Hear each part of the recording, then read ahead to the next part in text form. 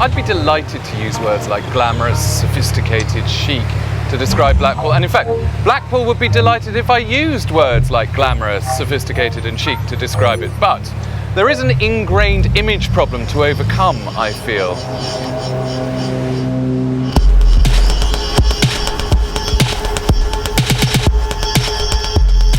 Blackpool's reputation has suffered because of low-cost B&Bs and town centre binge drinking.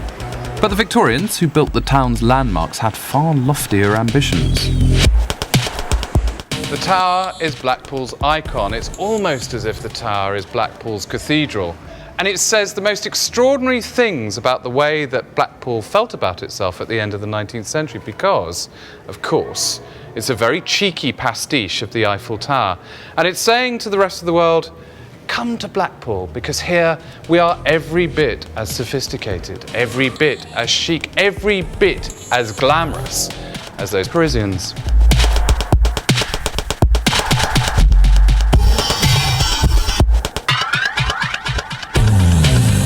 Blackpool, bless her, has always understood that size does in fact matter.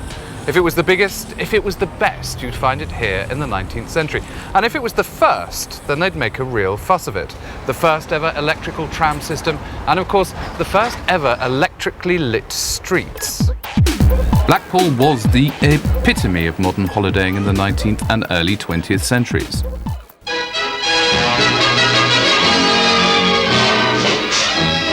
Aye, Blackpool's the place for holiday and no mistake. With crowds converging on Tower, it has grand attractions and fellas even comes up from Scotland for wakes week and dip in brine, eh? To accommodate the massive influx of tourists, thousands of beds had to be found. In most British towns, the solidly brick-built villas of the leafy suburbs would be private places. Somewhere for you to enjoy, somewhere for your family to enjoy, somewhere for you to entertain friends. But in Blackpool, the more rooms you have, then the more rooms you have to rent out. Welcome to the very particular gentility that is the Blackpool B&B. Today, some guest houses are challenging the stereotypical image.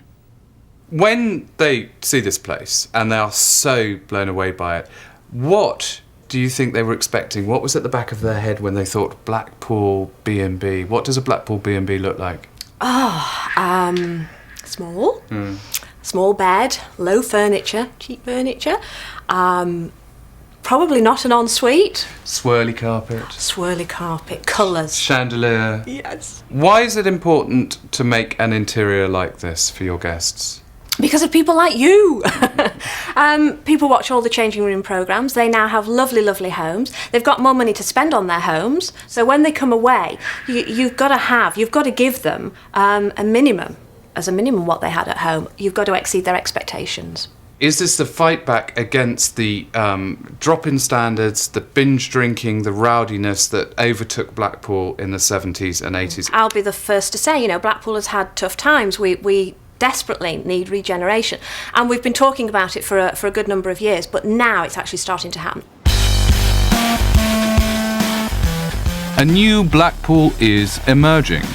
A Blackpool that is modern, design-conscious and out to impress. The sleek, contemporary lines of the seawall make it the ideal place to show modern sculpture. They've got a few pieces, including this, which is called They Shoot Horses, Don't They? By Michael Traynor. Now, you decide. Is it A, a sparkly re-evocation of Blackpool's shimmering past, B, simply modern sculpture, or C, the largest mirror ball in the world?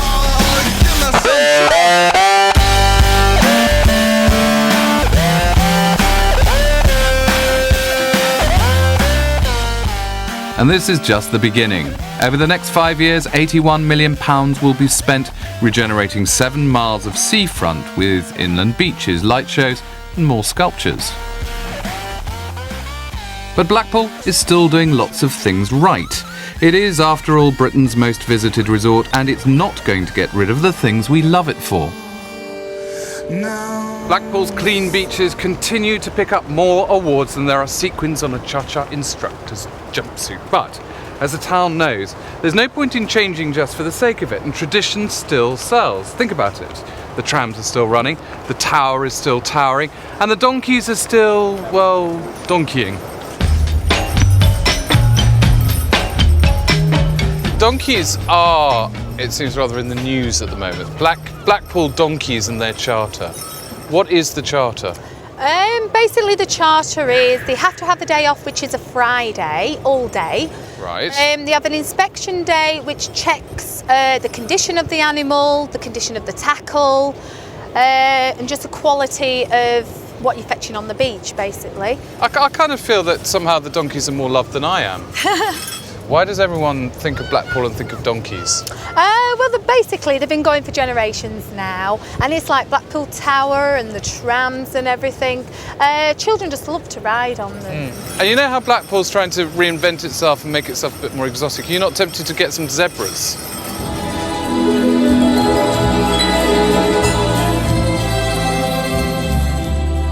Blackpool is still a fairyland of bright lights, glitter and sequins. It's a playground for young and old.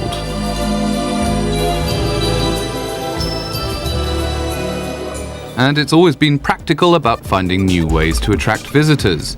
Even the famous illuminations were an accidental hit. They were designed as a one-off show for a royal visit in 1912, but they attracted so many extra visitors that the council decided to put them on every year.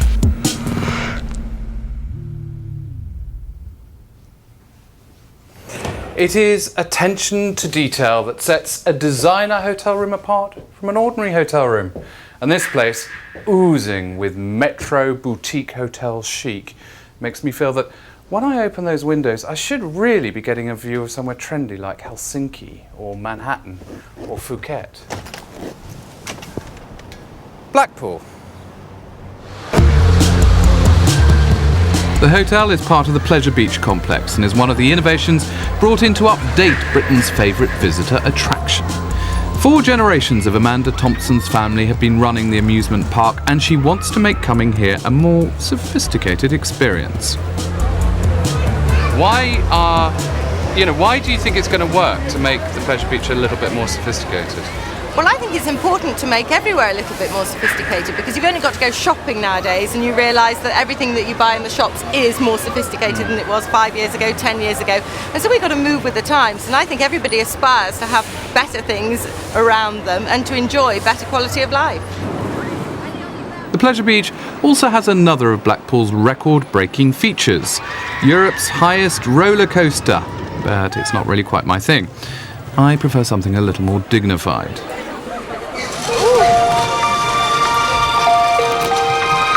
Yeah, we like this one. Oh no, that was jolly. So, do I feel that Blackpool justifies its reputation as a blue-collar Babylon with binge drinkers vomiting on every street corner? No, not really.